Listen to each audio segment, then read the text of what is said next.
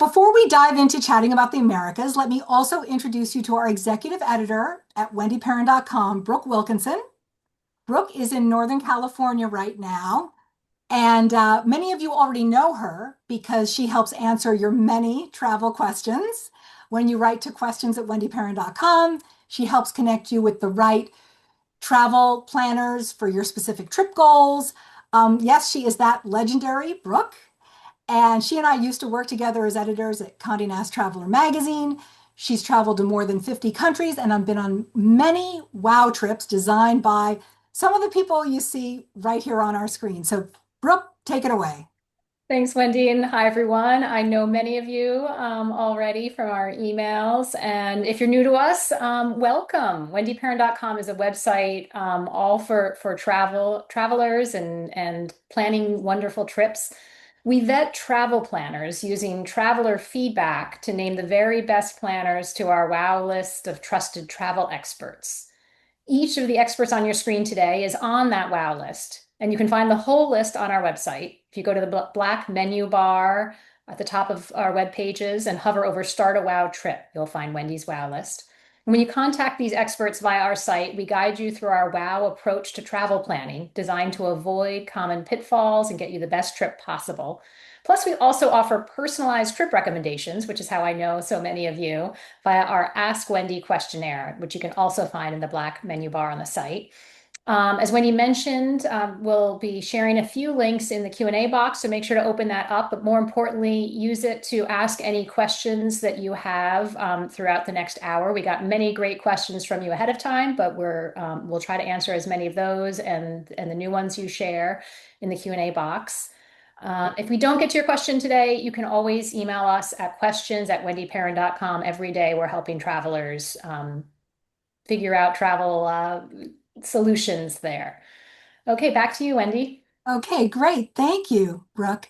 So let's dive right in. And let me ask, I want to go around the room here and ask each of our experts a very important question, which is, where should we go now before everyone else finds out about it? You know, maybe it's a spot that's on the verge of being discovered, or after this year, it might change forever. Like, what should not be missed in 2026 and go now?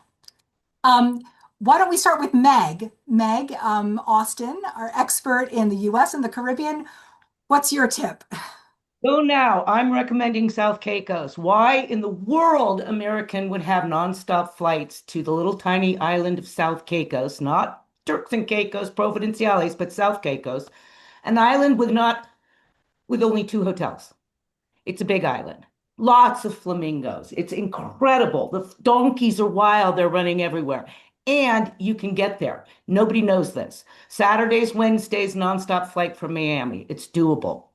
Another one is Dominica, the nature island. It is now accessible again via nonstop flights. We're seeing a lot more lift to Dominica.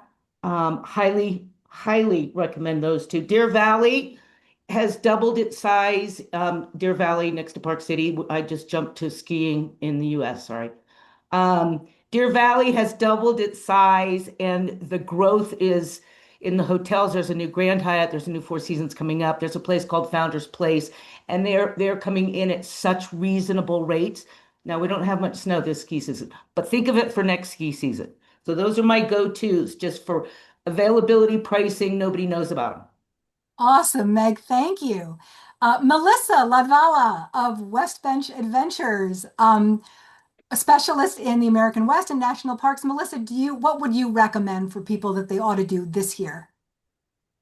For me, I feel like it's untouched wilderness and anywhere that you can get into untouched wilderness and get to experience something like a glacier. I know we're finding travelers really want to experience that with their family, with their grandchildren, because it may not be something that you can see forever. So we get a lot of requests, and just I think it's such a special thing to experience, something that may not be there forever and may not be protected forever. And so Glacier National Park, the Canadian Rockies, Alaska, North Cascades, just getting into those places where you can experience something that, you know, is fragile and precious, and that we should really, keep sacred.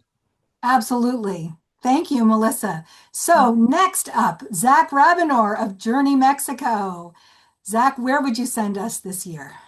Sure. So, hi, Wendy. Hi, everyone. Great to be here. We're really keen on the Baja Peninsula in general and a couple of specific regions of it. Northern Baja, the wine regions, Valle de Guadalupe. People think about, anywhere except for the established wine destinations of Italy, France, maybe even Chile, Argentina, or California, and they think, oh, there's bad wine there. Actually, Mexico was the first country in the Americas to have vineyards. They were unfortunately burned down during the Inquisition, and so fell far behind their competitors, which were the other mentioned countries, Chile, Argentina, California. But now, again, are producing world-class wines. We still don't produce them with enough volume to compete price value on the world stage, but there are award-winning wines. You can get to Northern Baja either by flying to San Diego and crossing the border, which we can help you with, or Tijuana has an international airport as well.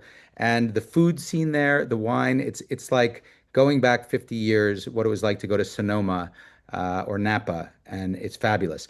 The southern part of Baja, well, is very well known by many people for Los Cabos, but there's still a lot of room to move in smaller cities and villages like La Paz, Todos Santos, Loreto, and really still off the beaten path feel wild nature, incredible marine wilderness. The Sia Cortez is what Jacques Cousteau called the world's aquarium. So we're super keen on that. And finally, I would add to that list the Costa Careyes and the Costa Alegre, which is the coastal area between Puerto Vallarta and to the south to Manzanillo. And this area is fabulous. There's a really incredible history there, and you've got lots of open, remote areas. You have upcoming big developments going on there with the Shala development, which will have Six Senses resorts put in there. That's in either Q4 of 26 or maybe 27. But in the meantime, you've got remote, beautiful boutique hotels. You've got surfing, hiking, bird watching, beautiful communities there to explore. And kind of, I don't think that that's going to last forever, although the remoteness and the lack of density will protect it in the long run. But it's at the top of our list for places to go. Awesome. Thank you.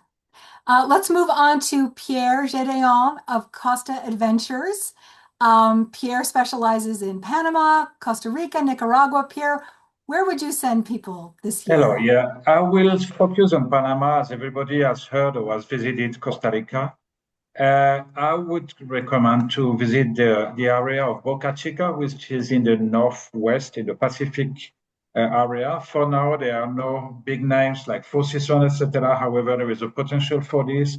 There is an airport that has 4 to 5 flights a day from Panama City, just 1 hour away. Then you take a boat to visit the island. So there are two very nice luxury boutique hotels in the islands, Isla Palenque and Isla Secas. If you are a multi-generational family or group of friends, you can even do a buyout of the island. White sand beaches. Isla Palenque has just 9 units, and it has 7 beaches on 400 acres. So that's an incredible place to visit. You can watch dolphins, watch waves when that's the time. You can do some surfing. You can do kayaking. Lots of wildlife watching. Also, and of course, some island hopping.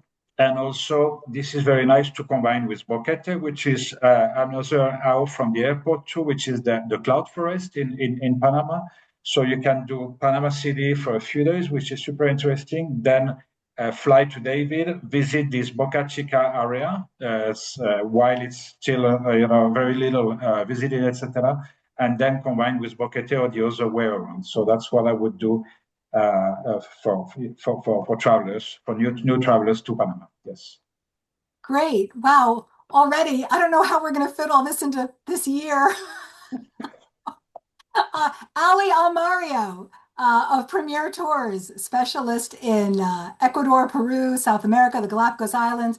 Ali, what's the can't miss place this year? Now, there's a new place in Peru. Everyone's heard of Cusco, Machu Picchu, Lake Titicaca. There's a new place called Tinhani that's literally in the middle of nowhere. It's 4 to 5 hours from any major city. It is in a place that's called the Southern Canyonlands. And I think what's most unique about it is it's really described as a place of discreet seclusion. So it's made out of something called a talos.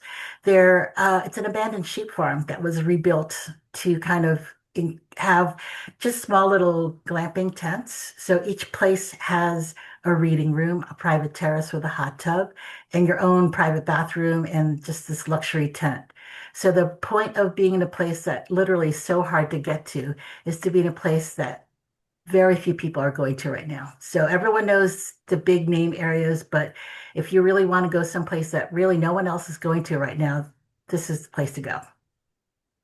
Great, thank you. Paul Irvine of Dehush, did I pronounce that correctly? We're not too bothered about the pronunciation, to be honest. People can say Dahoosh, Dahushe. We'll answer to anything, not a problem.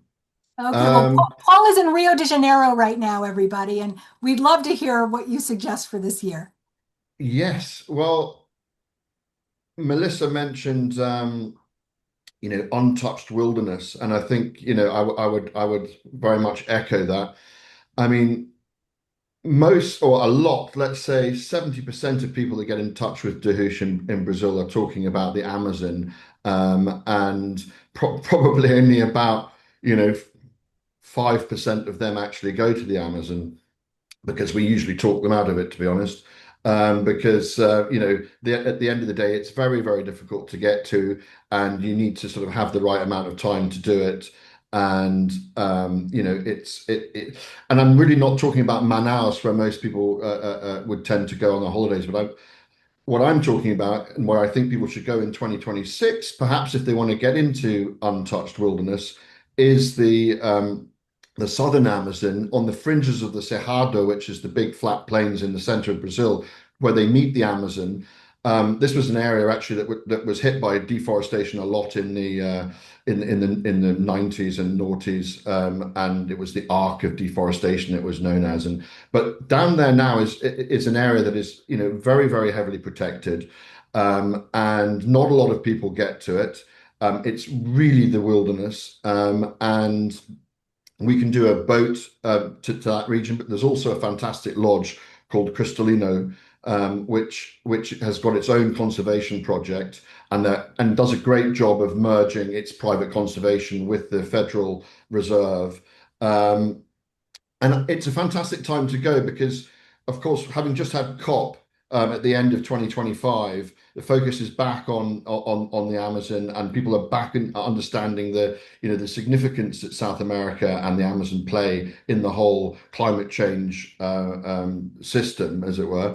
And conservation is back on the agenda, let's say, in many places. And Cristalino are doing the lodge there is doing a great new, just in 2026, really just opened now, experience of outdoor sort of glamping on their property, which is they're doing really high luxury outdoor stays as well as staying in the lodge. You spend a night or two out, and it's really, really great. The other thing I would say is that the flights have just got easier. I said people go to Manaus because it's easy to get to. This part you have to go to Alta Floresta, but now we've got new routes opening up from Curitiba on Azul, the airline based out of Cuiabá and Curitiba, and you can get into Alta Floresta much more easily than in years gone by. So it's a good time to go. This area has only got a few beds to stay in, so when people get to hear about it, it will become very difficult to get availability. So it's a great time to go. Okay, good to know. And now let's move on to Ashton Palmer of Expedition Trips. Ashton, what's your tip for people this year? Yes, thank you, Wendy, and hi, Rita. It's nice to have you join us. I'm going to say that the area that I recommend people to visit is the northeastern region of Canada, the Canadian Arctic, and specifically the province of Nunavut, which is the largest Indigenous province in the world. And if you look at a map, it looks pretty remote and far out there, but you can connect to it through Toronto, so pretty easy to get to for our North American guests.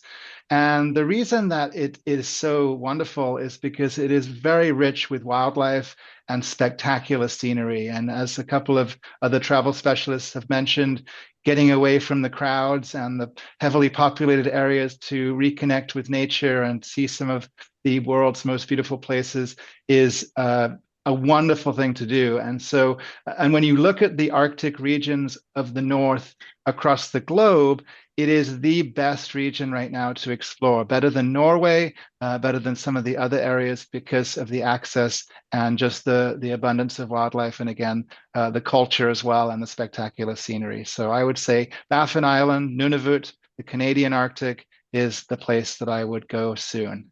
People love Northwest Passage cruises. Yeah, absolutely. And it's an area that as we've heard with other areas is changing. And so again, another motivator to go sooner rather than later. And Right. beat the heat from the really hot temperatures we all experience in the summer too. And I would add, if you're curious about what that landscape looks like, watch North by North on Netflix. Ashton, have you seen that? I Yeah. have. Yeah, it's amazing. Yeah.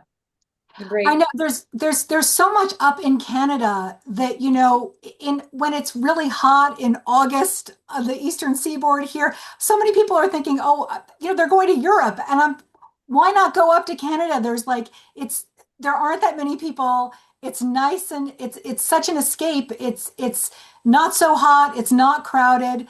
Another, I just quickly in Canada, Newfoundland. One of my favorite places to stay in the entire world is Fogo Island, the Fogo Island Inn, which is this little island off of Newfoundland. And also on the other side of Canada, British Columbia, amazing, like the Discovery Islands, like amazing little private islands and places you can go to for salmon fishing or, all kinds of, and there's barely anybody around, and it's just such a wonderful escape if you're in a place like New York in August. Brooke, you're going to Canada. Yeah, well, and to Paul's point, these places, as they get discovered, that have very few rooms available, availability gets tight. So my family loves animals. We wanted to see polar bears, and started to try to plan that for this summer, and couldn't quite make it work with school dates and everything. So now we've got it booked for summer of 2027. So if you're wondering whether people are still going to Canada, I can tell you these lodges in Manitoba are already booked up for this summer. Yeah. So I think, people have a lot of misperceptions about places, especially in the Americas, about the welcome they're going to get, uh, or, with the actions in Venezuela. I mean, people have all kinds of misperceptions and wrong ideas about various parts of the Americas. So I would love to ask each of you, what is the biggest misconception that you find people have about your particular region or specialty? Meg, what would you find? Oh, I think you need to unmute yourself. Oop. Thank you. Is it safe? That's the question I get. That's what people are worried about. The Caribbean, Mexico, even the US. My go-to saying before all this started happening in the US was, um, would I let my girls go there alone? Yes. Um, would you want to walk down a dark alley at night with your huge diamond rings on? No, you don't want to do that in downtown Denver. The biggest concern is it safe? So if you keep an eye on things and keep an eye around you, you're going to be safer in the Caribbean or Mexico than you would be going to school in the United States right now. That's my 2 cents. But is it safe? Yes. Be smart. Don't be stupid. Right, exactly. Melissa. So I think with the national parks, especially with all of the funding cuts and all of the chaos, it sort of makes people feel like it's not the time to visit the national parks. And I completely disagree. I think they need our support more than ever. They need our visitation dollars, and we need to protect one of the, most beloved institutions that we have.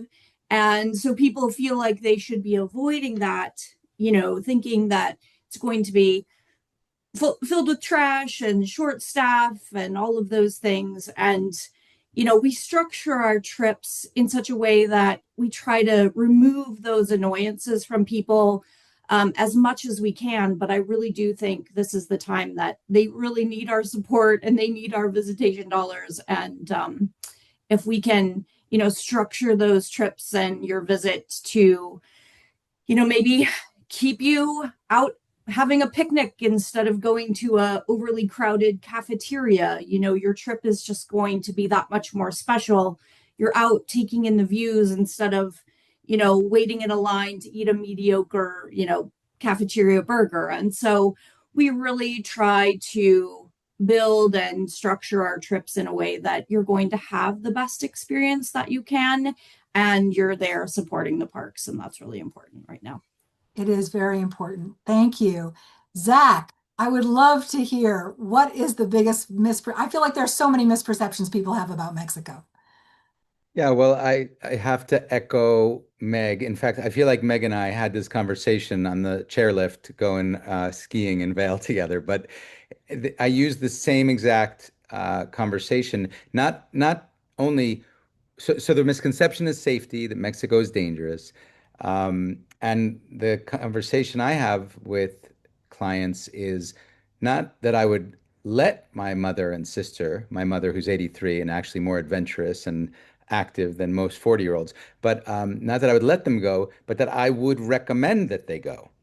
And I would insist that they go. And I think that as we're seeing all this crazy chaos all over the world, safety and security is very granular conversation. So certainly there's parts of your own home cities that are dangerous depending on the time of day you're there, how you're how you're traversing the terrain, like Meg said, with diamond rings in the middle of the night or in broad daylight in a nice safe area. So have that conversation, and who better to have it with than one of the specialists here who spend all of our time on the ground with eyes and ears and fingers on the pulse of these areas, and also to have us looking after you to make sure and maximize that you're in the right place at the right time, not the wrong place at the wrong time, which is really what we're all trying to avoid, right? Is being in the wrong place at the wrong time, which could happen just about anywhere. One other, which less boring for me, but thing that's a misconception from Mexico is that it's a cheap destination. And Mexico, to do it right, is not cheap. But Mexico is incredible value when you think about the level of service, the level of hotels, the level of cuisine, the level of food. And certainly you can go and get some yummy street tacos. Make sure to get recommendations for good, clean, healthy ones. That will be much cheaper than any kind of fast food or street food you can get, certainly in North America. But it also has incredible high levels of service, hotels, cuisine, attractions. And so if you want the best in Mexico, be ready to pay for the best. Okay, great. Pierre, please share with us what would you say is the biggest misconception people have about your areas? Okay, I would say it's two. The first one, when you say Panama, people think about high rise, they think about the Panama Canal, they think about the Panama Papers, they think about offshore banking. This is it.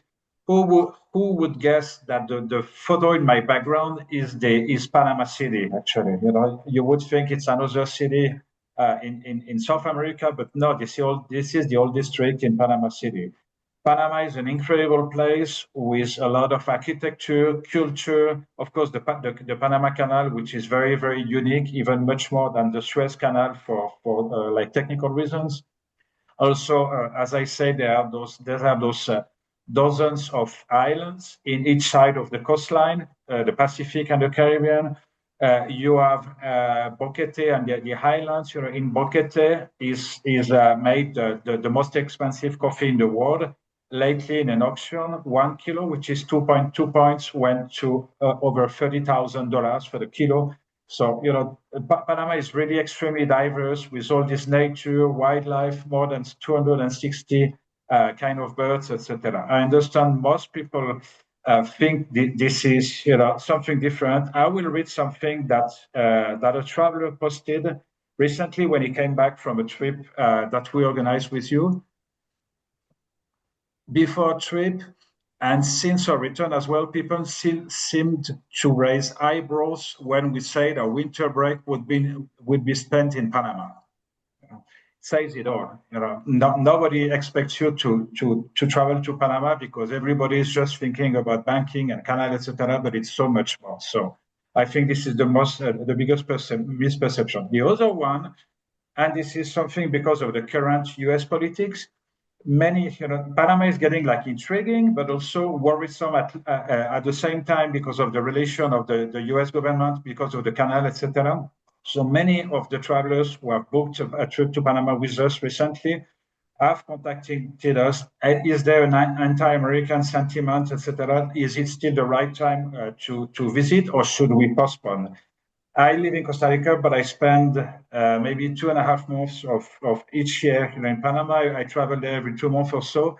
There is no such thing at all. People are really very, very happy with the Americans, also because they have the canal, which is make them very, very proud about their country, and they know that the US built the canal. So there is no anti-American sentiment at all. You can go, I would say, go now before the crowds, go there, like in other countries. That would be Okay, nice. Pierre, thank you. Thank you. Ali, what would you say is the big misperception that people have about your regions? I think in the Galapagos, people are very concerned about seasickness. So there are two ways that you can circumvent that. Of course, the most common way is to take the proper medication to make sure that you're not going to have it. But also, you can pick ships like a catamaran. Catamarans are double hulled, low to the ground, and so when you're sailing, it feels like you're sailing on glass. The cabins tend to be quite large with balconies. So for people who are concerned about seasickness, I think the catamarans are a really good option. The second way to visit the Galapagos for the people with concerns about seasickness is choosing a land-based program where they can fly to the Galapagos, stay at one or two different islands, and take day trips out to nearby islands. That way, you're only on a boat for maybe 1 to 2 hours navigation each way, but you can still see different islands with a variety of wildlife, variety of landscapes, and really get a glimpse and taste of the islands without sacrificing concerns about seasickness and whether or not they feel good after being on a boat for 3, 4, 5 days. So those are really the two best ways we hear that a lot about seasickness. There's always a solution. Always, always. Yes, yes. So, Paul, what are people worried about when it comes to Brazil and Well, it beyond? won't surprise you to hear. I'm sitting in Rio right now, and literally the top thing that people have a concern about for Rio and Brazil, but I mean specifically Rio, is what they've heard about crime and safety, and it's a very real thing that we have to deal with especially North American clients. Don't hear about it quite so much from Europeans, but and actually it is a misperception. We all know that there are problems, and there are favelas, and there are police actions in the favelas, and that sort of thing does happen. But actually, in terms of things like homicide rate, which is a statistic which there's not a lot of fudging. Rio is not even Rio and Sao Paulo are not in the top 50, and there are 5 North American cities in the top 50. So you have to sort of take these sort of things in context.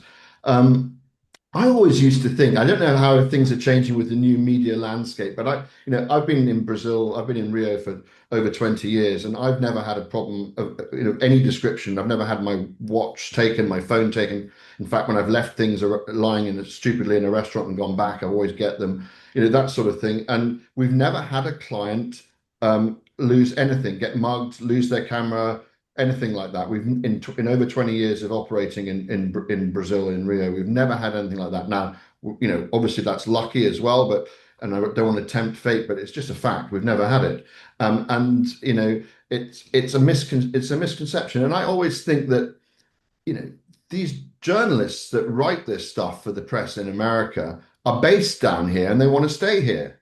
They live in Rio and they want to continue living in Rio and they have to produce some copy. And so they will write about any bad thing that's going on. And that sort of magnifies it, I think, in the North Well, American we mind.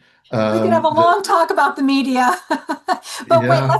let's move on to Ashton. Ashton, what would you say is a big misperception that people have if about small ship cruises or whatever one of your Yeah. geographical?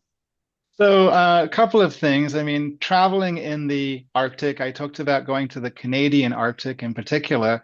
I think one misconception is people think it's going to be uncomfortable and very, very cold. And the reality is, traveling there in the summer, temperatures are often like a mild spring day, and it's as you mentioned, Wendy, it's much more pleasant than some of the summer temperatures you can experience in the east or the south. So that's a misconception. A couple of others. One would be expedition cruising in general. People are concerned that perhaps they are not as active enough or adventurous enough to participate in these trips.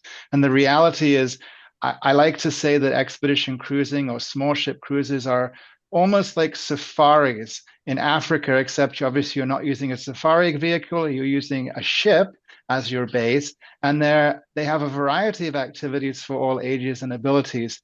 And lastly, I would say that 95% of people, of travelers that I talk to, they say, we're not cruisers. We don't like going on cruise ships. And the reality is that these trips are very, very different than cruise ships. And traditional cruise ships, the focus, I like to say, is about what's on board, the entertainment, the food, and while expedition and small ship cruising is about getting you off the ship, close to nature, and learning and experiencing the destination. So those are some misconceptions that I hear a lot about.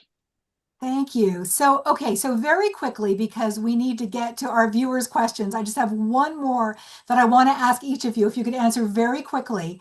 I just want to know if, because so many, when everybody submitted their questions in advance, this was one of the biggest questions that so many people had was if you could pick one easy dream escape, a place far from the headlines, like one perfect escape in your region, where would it be and why? So, Meg, and please unmute yourself. Quickly, easy, dreamy would be ski resorts in the fall or the spring where there's nobody and the nature is prevalent. You might run into a moose, but don't move. You're not supposed to move when you see a moose. It's easy and it's dreamy. Awesome. Thank you. Melissa. Mine is anywhere you can disconnect, and that is tough to do, especially I find myself doing it when I travel internationally, but when I travel in the US, I don't do it. And so for me, it's somewhere like Olympic National Park. You're 3 hours from Seattle, super easy to get to, and you get out there and you're completely disconnected, and it feels sort of like the edge of the earth, and you're surrounded by rainforests and ocean and just it's amazing all around. So Great. easy, dreamy, and disconnected. Great. Zach, what's easy and dreamy in Mexico? Easy and dreamy. The one place. I okay, one place. I would go back to the Costa Careyes that I just said, a private home on a cliff, and just the ocean and the big sky and the stars, and you're far away from everything and everyone. Awesome. Pierre, what would be one place that's the easy, dreamy escape? I would say visit the Sablas Islands in Panama, in the Caribbean side. It's an archipelago of many, dreamy islands. You would do that. Definitely not stay in a hotel, but in a private charter. You would go fishing, snorkeling, seafood, kayaking, etc. See the dolphins and play with them. So that's what I would do definitely. Awesome. Allie. I would say take a train ride across the highlands of Peru. There are two ways to do that. You can do a 10-hour train ride on Inca Rail, or you can do the Belmont property train ride where you're on a sleeper train and go across the highlands for 3 or 4 nights. Sleeping on the train, slow travel, slow pace, great food, great excursions every day, but just a slow, beautiful way to travel across Peru. Great. Paul, what would be the one easy, dreamy place? I'm not sure how easy it is, but absolutely dreamy and really in the middle of nowhere. I love the Cerrado, which is the central plains of Brazil. Nobody goes there. There's nobody there.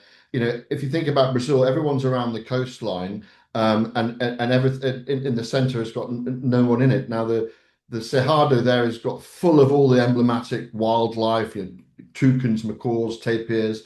And there's a couple of wonderful little properties, and it's reasonably easy to get to. You can fly into Brasilia and then take an overland trip, and it's absolutely gorgeous. Nobody's there.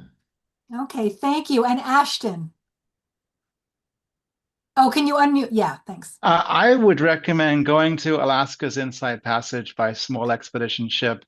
It's part of the US, yet it is a world away. You feel you are in the wilderness, surrounded by glaciers, mountains, amazing wildlife like whales and bears. And it is a spectacular trip. I was there last summer with my family, and it's such a gem. So highly recommend. Thank you. Great. So Brooke. Yeah, I'll jump in with some questions that our audience submitted ahead of time. A few of these we've already touched on, but a lot of people are curious about nature travel without strenuous hiking in South America. You're thinking Andes, you're thinking Patagonia, like I don't want to climb those peaks. Is it still possible?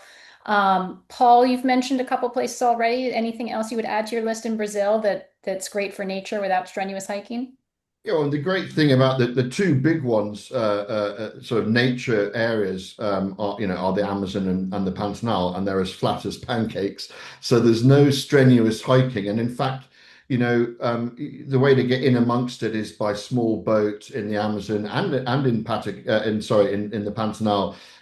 Go on horseback, go on small boats, little bit of overland, gentle walking, and you're going to get in amongst the nature there, and without going too extreme hiking. I mean, we can get extreme hiking in Patagonia just to see condors or tracking pumas in Patagonia, but in Brazil, we can do very, very gentle walks and see a lot of wildlife without going up steep inclines, which is wonderful.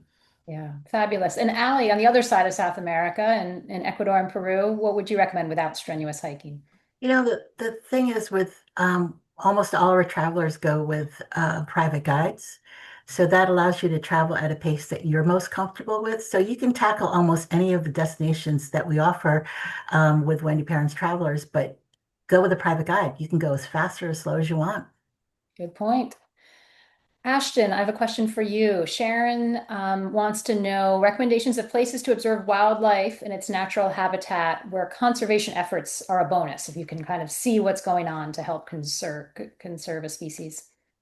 Yes, I think, well, certainly if you go on a small ship cruise, then you can participate in citizen science programs, for example, in Antarctica and some of the other polar regions. That's a fun way to get close to wildlife and also be connected to conservation through organizations like Happy Whale and other nonprofits that are helping with conservation. But another area closer to home that I would say is a great place to see wildlife and relatively close, easy to get to, is to go to Churchill up in Manitoba in Canada, where you have great opportunities to see polar bears in the wild much of the year, summer included. And you can also see beluga whales and other creatures, other animals up there. And of course, there's the cultural elements of the far north as well. So definitely Churchill, and it's an area that has great conservation efforts. Canada throughout the country has been leading some of the conservation efforts. So that's a great idea. And of course, I did mention Alaska earlier, Alaska's Inside Passage and places like Glacier Bay National Park, which continue to be highlights for wildlife and conservation. Awesome. Thank you. Pierre, Rebel wants to know of places that are specifically great for birding. And I think of Central America as having wonderful bird life. Okay, yes, there is a lot in Costa Rica, like in Monteverde or in the South Sahara do Edota, which is way less touristy. So that's a beautiful area. But also in Panama, in the border with Costa Rica, there is a place called Montotuma. It's a 400 acres property that belongs to an American biologist. He's been there for 20 years or so. There are more like 260 species of birds. Also, they have a lot of they have wild lions. They have three kind of monkeys. They have tapirs, dantas, etc. And it's really all about conservation. He has only about 15 to 18 rows. He could build many more and make much more money. He's not interested in that. He just wants to make it as a conservation area. Also, this is bordering the La Amistad National Park, which is in both Costa Rica and Panama. So this is like a buffer, for all the wildlife that goes through, migrates, etc., to be protected. So that's the and that's another area I would recommend in Panama. Awesome. Thank you. Melissa, Rosalind asked, what are the best times for visiting Yosemite and Glacier National Parks? Glacier is a tough one. It's a short season park. The Going to the Sun Road typically opens June 21st and can close anytime after Labor Day. So it kind of puts you into a tight window of visitation time, just simply to be able to experience the full park. You're kind of funneled into those, July, August, maybe early September. So it's a tight window for Glacier typically. You can certainly get into, the perimeter of the park other times of the year, but to get into the heart, it's really that, peak summer months. Yosemite is really one that you could visit year round. It's fabulous in the spring, summer, fall, winter, and it changes a little bit with each season. So it's a really special one that you can experience anytime. My personal favorite is October. It's really quiet and the light in the valley is stunning. There is no one around, and you think about crowds in Yosemite and October, there's absolutely no one. It's quite delightful. So I'd say That's October. a great tip. Yeah. Wendy, we got a question about Canada that I'd love to throw your way. A traveler wants to know which company you'd recommend for a cruise down the St. Lawrence River. They'd love to incorporate Nova Scotia and Newfoundland too. What do you think? Well, I mean, yes, I know many people who have loved cruises in foliage season.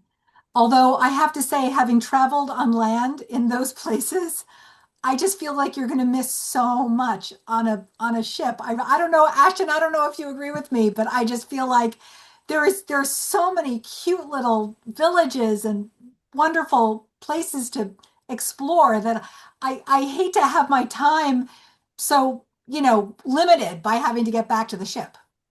Ashton, do you have thoughts? Well, Yeah, I mean, definitely land travel is great, but I think you also get a different perspective by traveling by ship.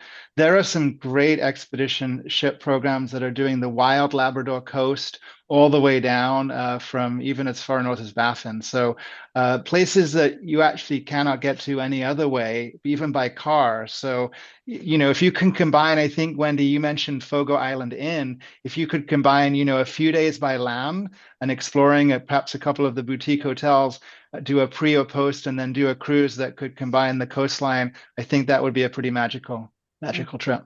I would definitely do Fogo Island in post cruise because I just after that, I mean, I don't know how you beat that. So we've talked about the misperceptions of crime in parts of the Americas, but we've also heard from travelers who are wondering about whether folks in other parts of the Americas are welcoming to U.S. travelers right now.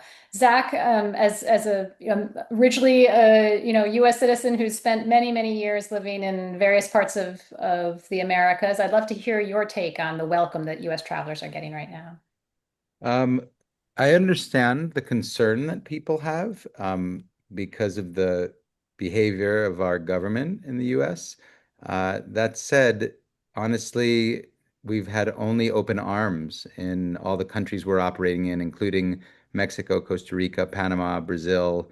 Uh, People really, I think, see there's a distance between government's actions and the individuals. And so, it depends on who you are and how you show up and what kind of things, I've had very open questions, what do you think about Trump or, the government and what's happening in Venezuela and all of the different geopolitics going on. And so, just be respectful, I would say, and you'll receive respect.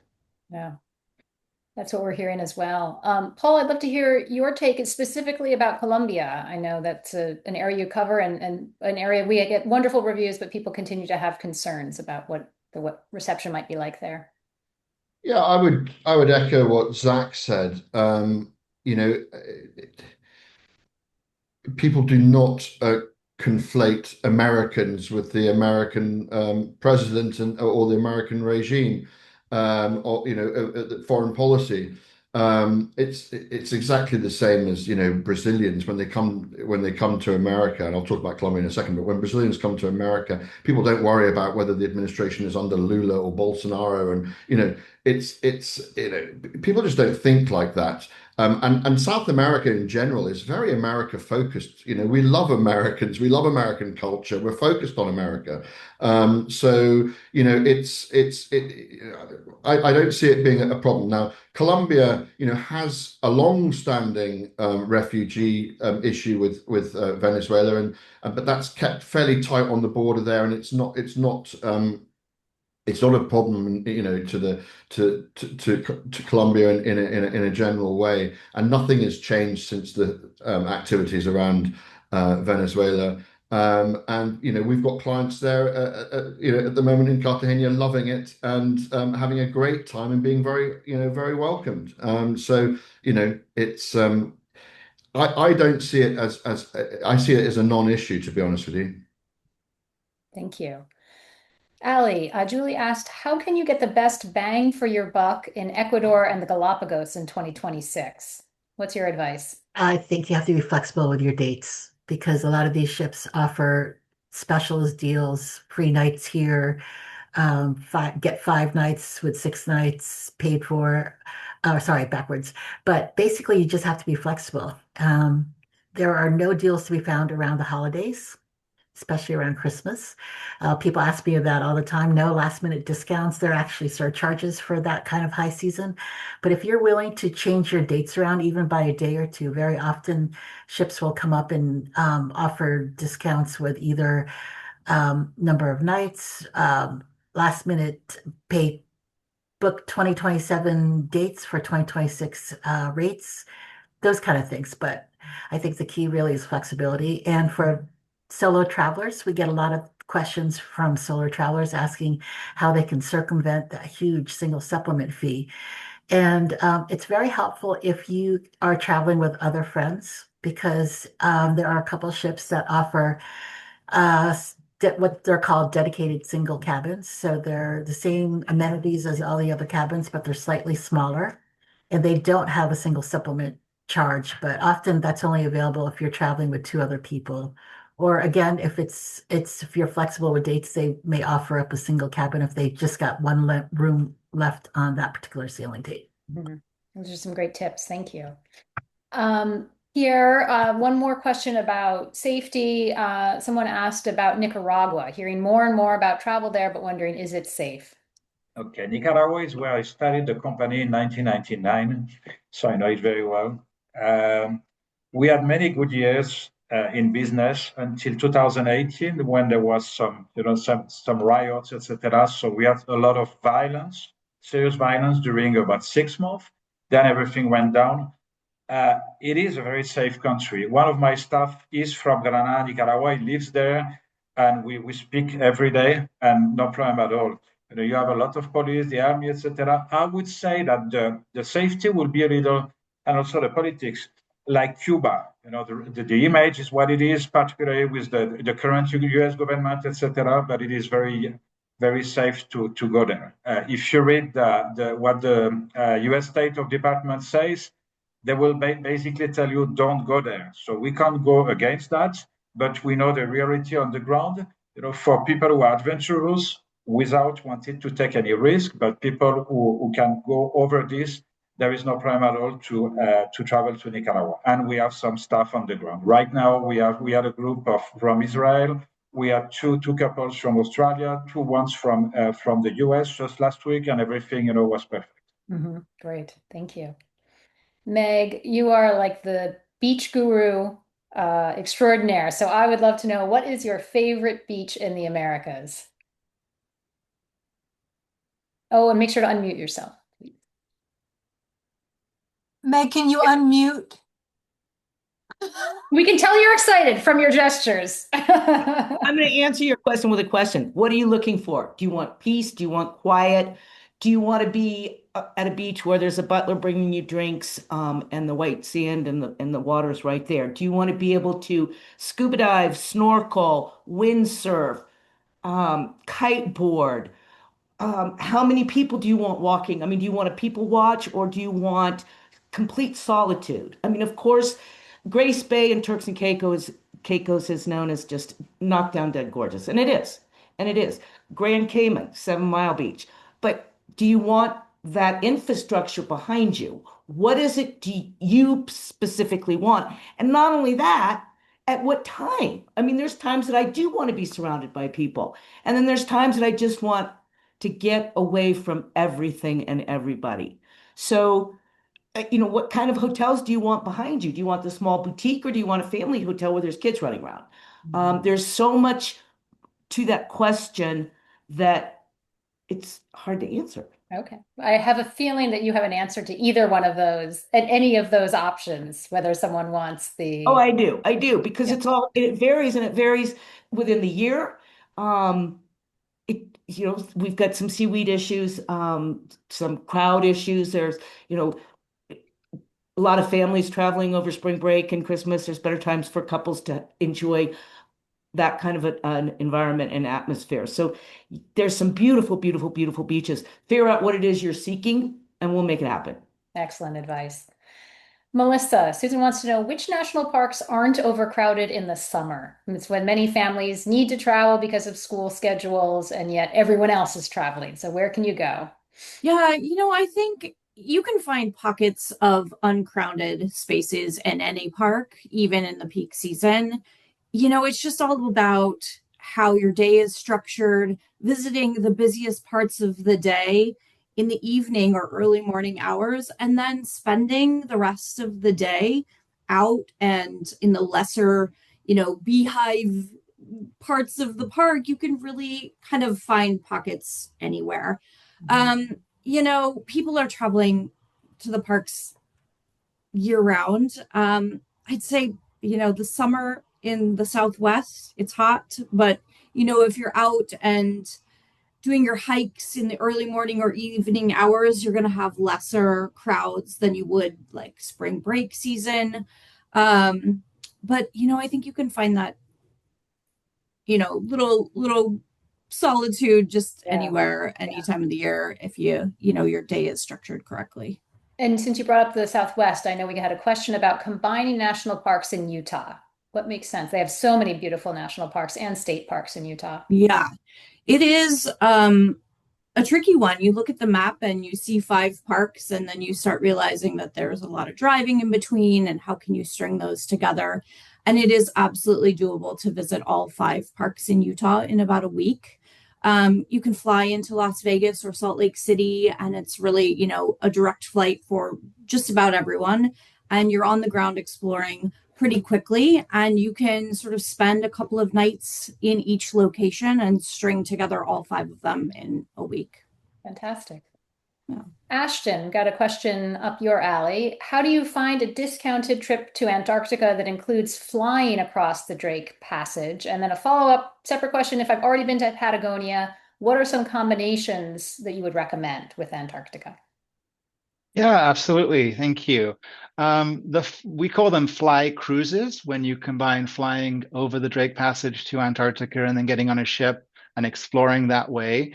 They are some of the most popular programs for those people that don't wish to sail across the Drake Passage. So we don't always see lots of discounts, but I would say that booking well in advance is going to be the best bet right now.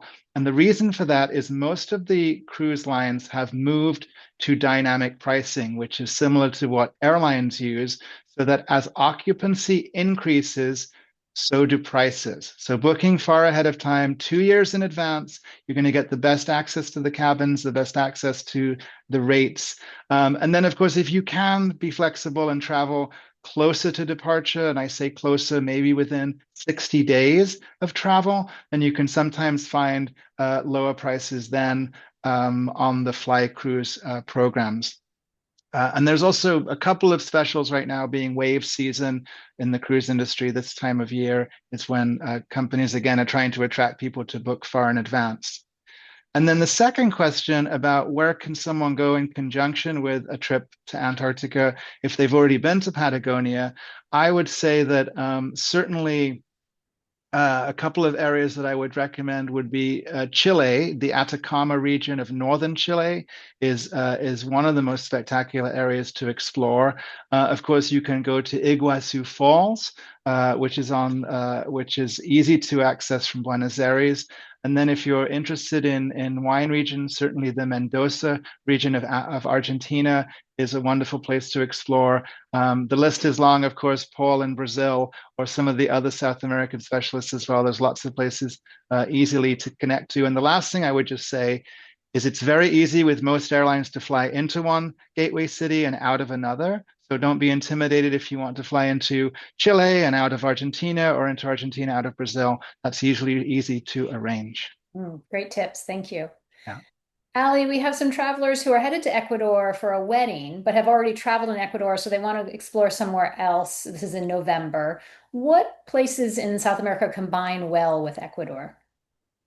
Probably Peru's the best option. It's fairly easy connections.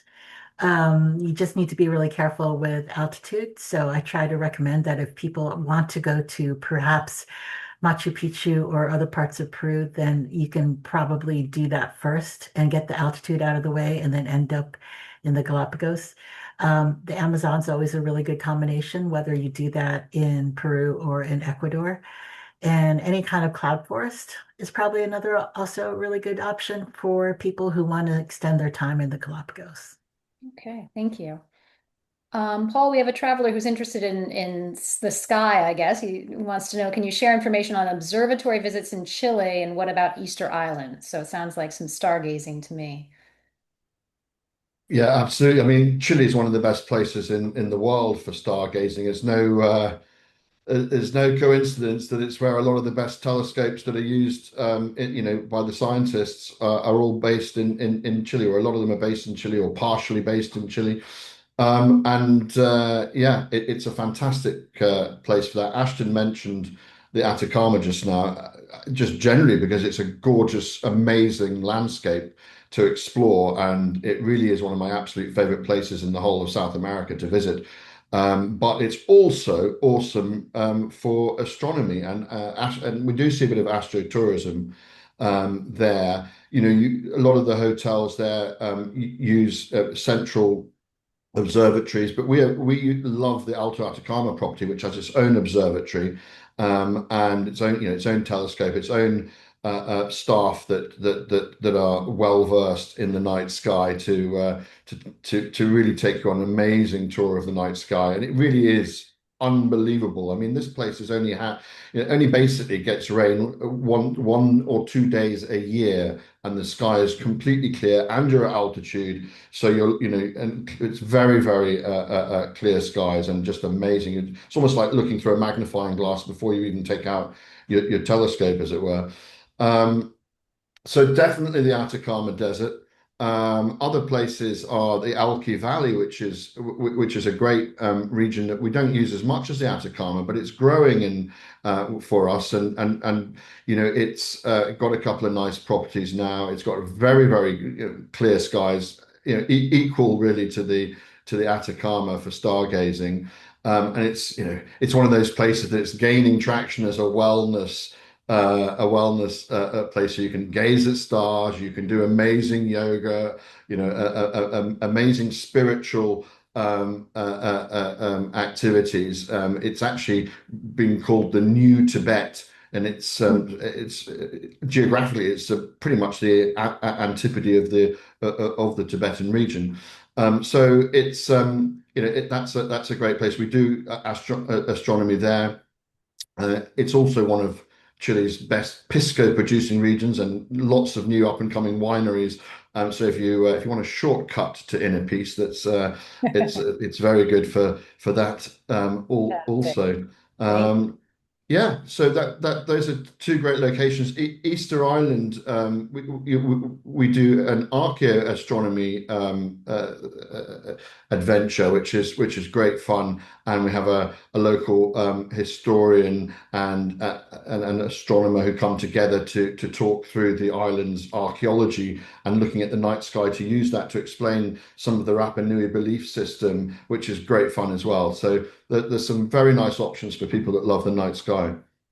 Fantastic. Thank you. I think we've got time just for one more question. Melissa, how about your favorite places to go in South Dakota and North Dakota? Not a part of the country that so many people think about, but there are a lot of hidden gems, huh?